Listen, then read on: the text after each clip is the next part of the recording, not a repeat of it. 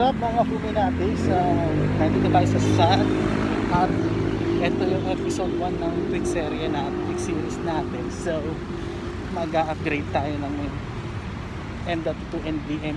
So kikitain na natin ang client natin, so let's go!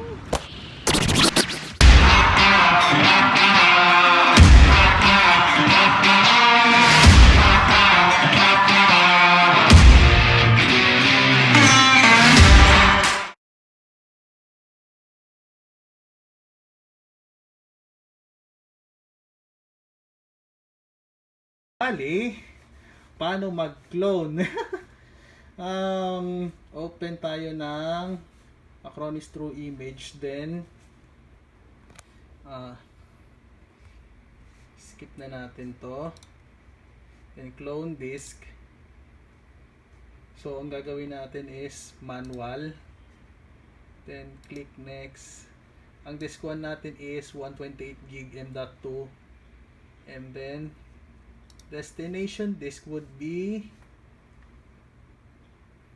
tingnan na, yung Kingston A2000 na m.2 nvme SSD, which is 500GB. Mabilis lang naman siya, so tayo lang natin mag-load.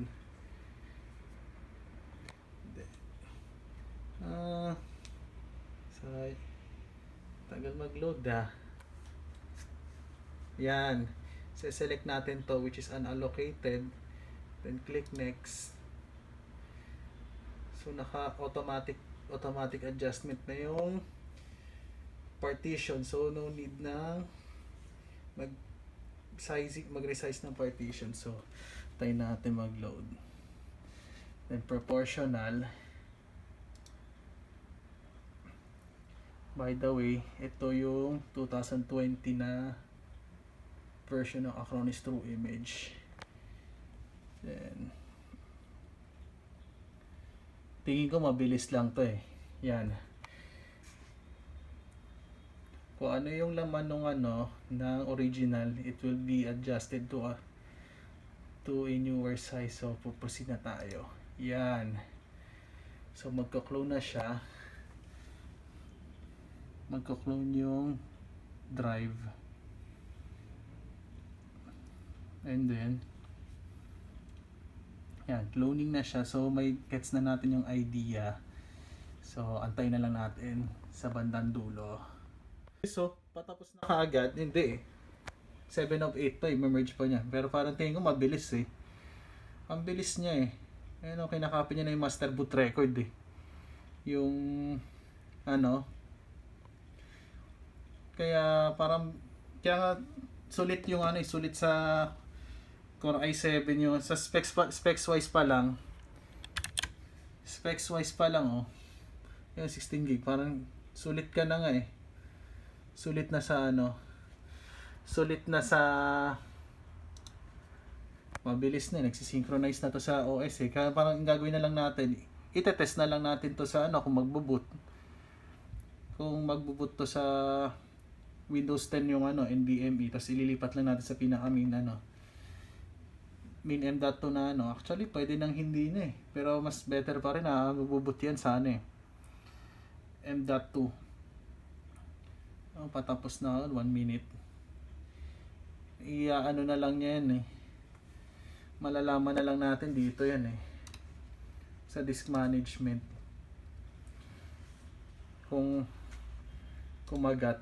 Pero kung tutuusin, kumagat kumagat siya, mag-a-assign lang to ng drive letter tong mga to. Etong primarily dapat ito magkaka-drive letter Itong magiging C drive natin. Ayan na siya. Tapos na mag-clone, so itetest na lang natin mag-boot sa OS. Magra-run tayo ng Crystal Disk Mark na. Tingnan natin read-write cycle na itong isa. Saan na yun? Sana yung siselect ko yung bira. Sana yung settings. Magamit mong test data. Hindi. Nasa na yun? Paano siselect yun? Ayan, to. Yung drive. All. Try natin. I-run natin yung read write cycle ng drive C, which is yung Toshiba. Nyari. O nga no? Ay ba yan? Hindi. Kingston yan. Hindi, yung drive C to. Yung Toshiba muna. Nahanap pa ng comparison. Drive C muna. Saan ba tayo nagbuo? Tama no? Ay oo, yung Kingston to. Yan. Kingston, o nga no? Try na natin. Unahin na natin to. Para masubukan. Pero at least nag-boot siya. Nag-boot yung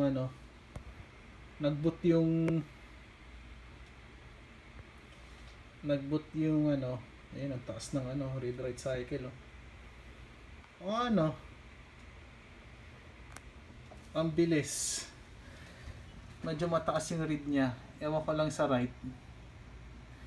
Kaya Bilis mag-save dyan. mabilis to mag-save. Mabilis mag-render kasi may ang usualing batuhan kasi ng read write niyan, bukod dun sa disk, doon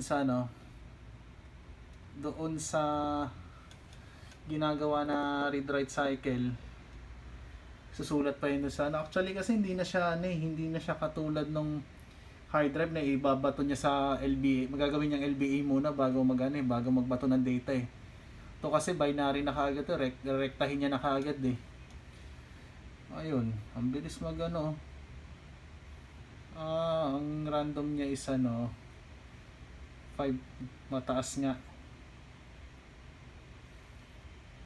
Pero nakaboot na tayo sa sa drive C. Mukhang hindi na natin kailangan i-rearrange pa yung program read. Sobrang bilis. Ang ganda. Ayan. Next, puro write na.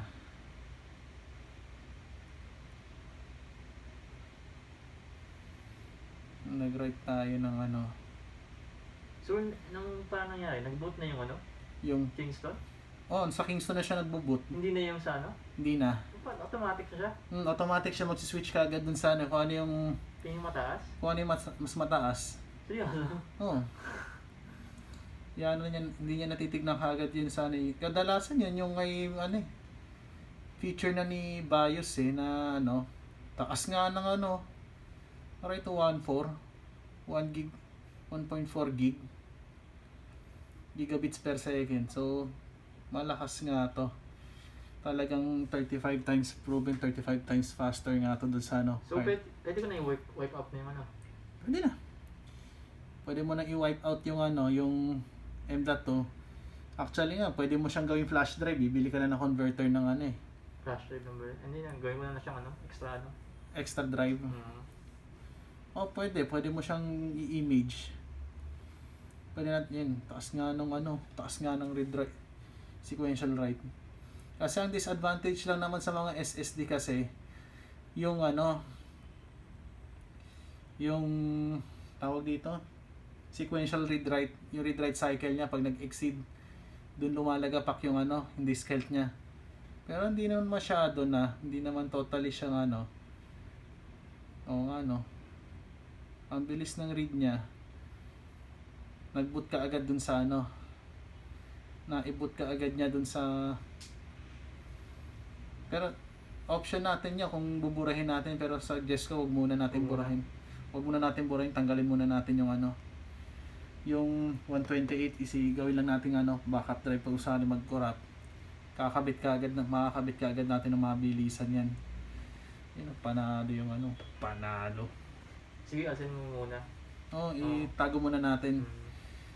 Yun ang number 1 natin hanggat maaari. Ilang weeks? Nasa sayo, kahit 1 to 2 weeks na tago yan, pero mas better na rin safe keep na natin. Pag nag-corrupt to, hindi tayo po-format, bubuhayin lang natin. Kuklone na lang natin ulit yung Pero naman, may chance na may chance na guys, so open na natin yan. Alienware. Tetest natin yung pag-open ng gaano kabilis mag-boot up.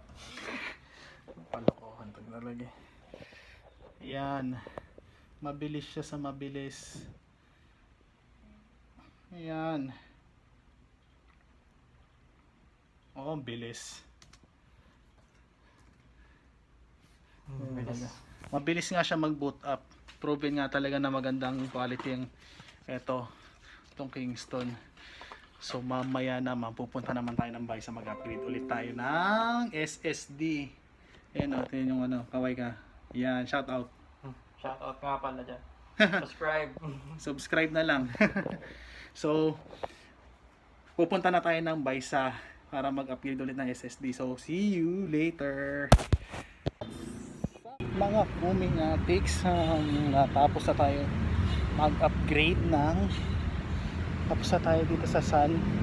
Nag-upgrade na tayo ng m.2. Actually kinloan lang natin from m.2 to nvme m.2 na SSD. So yun, dito natatapos ang ating episode. So let's go to Baysa na on the next video.